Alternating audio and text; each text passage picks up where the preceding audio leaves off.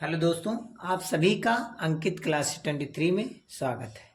चलिए हम लोग आते हैं कि NCERT question exercise first point first मतलब 1.1 में क्वेश्चन दिए गए हैं।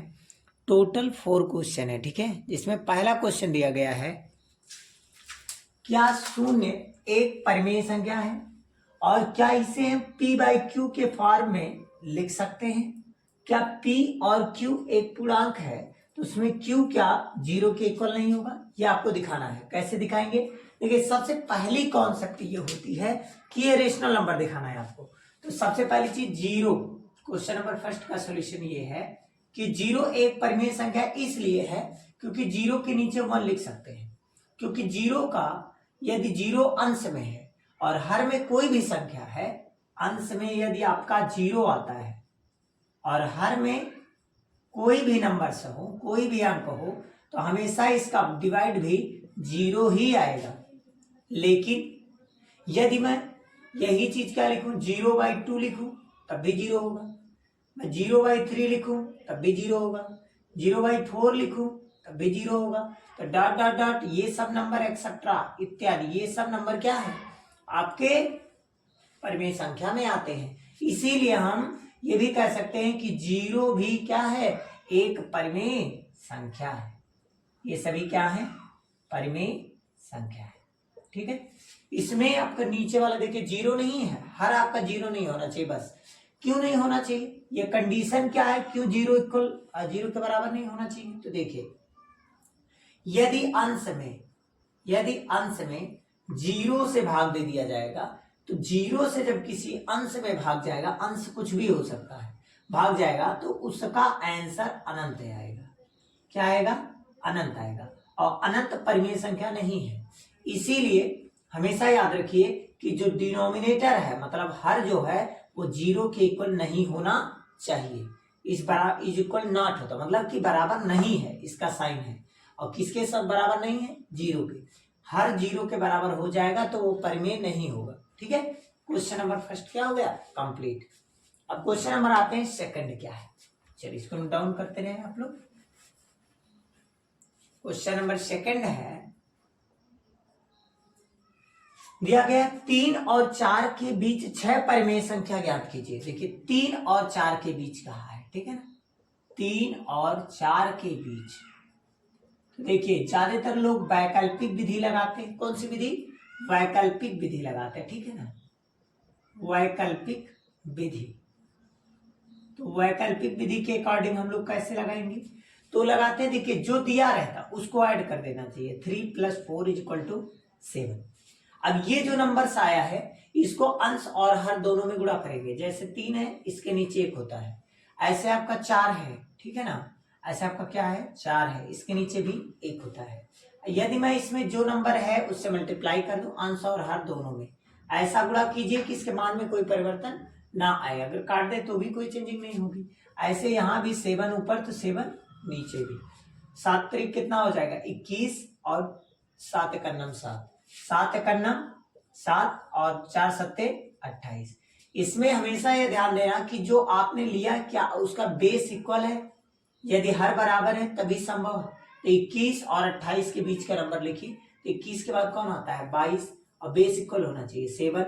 उसके बाद 23 आएगा अपान में 7, 24 आएगा अपान में 7, 25 आएगा अपान में 7, 26 आएगा अपान में 7, 27 आएगा अपान में 7, ठीक है। अब देखिए 1 2 3 4 5 और 6, टोटल 6 संख्याएं होंगी। ये 6 कैसी संख्याएं हैं, परिमेय संख्या। कैसी संख्या है, 6 परिमेय संख्या है, ठीक है। ये 6 परिमेय संख्या हो गई। अब आपको पता चला कि ये जो नंबर्स हैं इसमें क्या डिफरेंस सेम है। देखिए 22 से 23 में 1 का डिफरेंस, 23 से 24 में 1 का, 24 25 1 का, 25 से 26 1 का, 26 से 27 1 का। इसका मतलब जो डिफरेंस है वो भी सेम है और डिनोमिनेटर आपके सेम है। तो मैं कहूंगा ये करेक्ट है, अन्यथा गलत हो जाएगा, ठीक है। तो इस बात का विशेष ध्यान देके आप लोग लगाएं, ऐसे ही लगेगा। चलिए नेक्स्ट क्वेश्चन 3। क्वेश्चन नंबर 3 क्या दिया गया है, क्वेश्चन नंबर 3 है 3/5 और 4/5 के बीच 5 परिमेय संख्या बतानी है। चलिए 3/5 और किसके बीच 4/5, इनके बीच 5 परिमेय संख्या, तो 5 बतानी है तो जस्ट दोगुना कर लीजिए। क्या करना है 5 और 5 आपको पता है 10 होता है, ठीक है ना। 5 5 से कर देंगे तब भी आ जाएगा, लेकिन 10 कर लीजिए। तो अगर 10 कर लेंगे 10 यहाँ तो 10 यहाँ भी होगा, और यहाँ 10 जो इसमें होगा वही इसमें भी होगा, तो इसका मल्टीप्लाई करेंगे 3 दहियम 30 और 5 दहियम 50। ऐसे यहाँ पर 4 दहियम 40, 5 दहियम 50। अब देखिए डिनोमिनेटर सेम, ये डिफरेंस। अब इनके बीच का नंबर लिख लीजिए 31/50, 32/50, 33/50, 34/50, ऐसे आ जाएगी 35/50। अब देखिए ये 5 परिमेय संख्या हो गया। कितनी परिमेय संख्याएं हुई 5 परिमेय संख्या है। कितनी परिमेय संख्या है 5। क्यों परिमेय संख्या क्यों, क्योंकि इसका जो डिनोमिनेटर है हर है ये देखिए 0 के बराबर नहीं है या अंक में है कोई, ठीक है, तो इसीलिए परिमेय संख्या है। क्लियर, p/q के फॉर्म में भी है और q 0 की इक्वल भी नहीं है। ये वैकल्पिक मेथड है, ठीक है। और यदि आप लॉन्ग मेथड करना चाहते हैं तो उसके लिए भी कॉन्सेप्ट है। परिमेय संख्या यदि लॉन्ग मेथड से आप निकालना चाहते हैं तो परिमेय संख्या का फार्मूला होता है। परिमेय संख्या का फार्मूला, यदि दो संख्या परिमेय ए और बी परिमेय संख्या है, ठीक है, इनका आप निकालना चाहते हैं लॉन्ग मेथड से तो a + b/2, मतलब कि उनका औसत कर देंगे, दोनों संख्याओं का योग बटे उनकी संख्या, ठीक है, इससे निकाल सकते हैं। चलिए हम लोग आते हैं question number 4। Question number 4 last question. नीचे दिए गए कथन सत्य है या असत्य, मतलब ट्रू है या फॉल्स, ठीक है। प्रत्येक प्राकृत संख्या एक पूर्ण संख्या होती है। चलिए बात करेंगे। देखिए प्राकृत संख्या जो होती है उसमें क्या होता है, प्राकृत संख्या मतलब 1 2 3 डॉट डॉट डॉट, ये कैसी संख्या है, ये आपका प्राकृतिक संख्या है। कैसी संख्या, प्राकृतिक संख्या है, ठीक है। लेकिन आप देखिए एक पूर्ण संख्या, पूर्ण संख्या में 0 भी आता है, पूर्ण संख्या में क्या आएगा 0 भी आएगा, तब बाकी ये नंबर आएंगे। ये नंबर तब आएगा 0 के साथ आएगा, तो जब 0 के साथ आएगा तो उसे क्या बोलेंगे पूर्ण संख्या। तो ये बताइए प्रत्येक पूर्ण संख्या क्या प्राकृतिक संख्या होती है। प्रत्येक पूर्ण संख्या जो है वो प्राकृतिक संख्या नहीं होती। क्यों, क्योंकि पूर्ण संख्या इससे ज्यादा है और प्रत्येक प्राकृतिक संख्या एक पूर्ण संख्या होती है। तो हाँ होती है क्योंकि इसके अंदर है ये, तो इसीलिए आपका जो पहला ऑप्शन है प्रत्येक प्राकृतिक संख्या एक पूर्ण संख्या होती है, तो प्रत्येक प्राकृतिक संख्या एक पूर्ण संख्या होती है क्योंकि पूर्ण संख्या में आपका 0 से स्टार्ट होता है, 1 2 3 डॉट डॉट डॉट। अब ये यहां से प्राकृतिक संख्या तो 0 भी तो आ गया ना, तो सभी प्राकृतिक संख्या पूर्ण संख्या होती है, इसीलिए ऑप्शन पहला क्या है सत्य है, ट्रू है। सेकंड क्वेश्चन क्या दिया गया है, ये तो फर्स्ट क्वेश्चन है। सेकंड दिया प्रत्येक पूर्णांक एक पूर्ण संख्या होती है। अब देखिए प्रत्येक पूर्णांक आपको पता है, पूर्णांक का जब नाम लिया जाए तो पूर्णांक का मतलब होता है -3 -2 -1 0 +1 +2 +3, ठीक। अब ये प्लस लगाए, बहुत लोग लगाते हैं, बहुत लोग इसको नहीं लगाते। अब ये पूर्णांक है, याद रखिए ये क्या है पूर्णांक है। और आपसे क्या कहा गया एक पूर्ण संख्या होती है प्रत्येक पूर्णांक। ये बताइए इसमें सभी पूर्णांक है नहीं, ये आपका एक पूर्णांक है बनेगा, ये पूर्णांक है।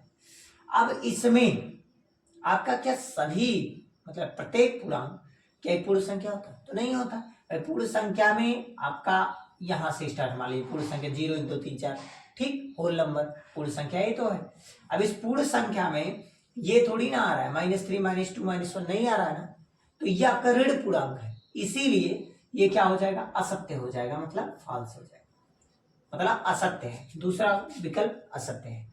तीसरा प्रत्येक परिमेय संख्या एक पूर्ण संख्या होती है। देखिए प्रत्येक परिमेय संख्या पूर्ण संख्या नहीं होती, क्यों ये हम बताते हैं यहाँ पर।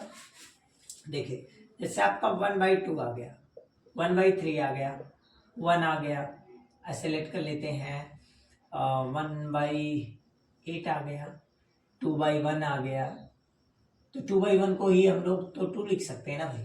तो देखिए ये जो आपके हैं ये दोनों नंबर्स ये आपके क्या है पूर्ण संख्या है, ठीक। लेकिन ये सभी नंबर जो आपके हैं ये आपके कौन से नंबर है, ये आपका परिमेय संख्या है। लेकिन क्या सभी परिमेय संख्या जो आपके हैं क्या पूर्ण संख्या होंगी, तो नहीं होंगी। तो ये भी बात आपका गलत हो गया, मतलब ये भी आपका फॉल्स है। तीसरा भी फॉल्स मतलब असत्य है, दूसरा भी असत्य है, पहला सत्य है। ठीक है, और यहीं पर ये चैप्टर फिनिश हो रहा है। ठीक है, इसके बाद नेक्स्ट चैप्टर 1.2 के साथ आएंगे।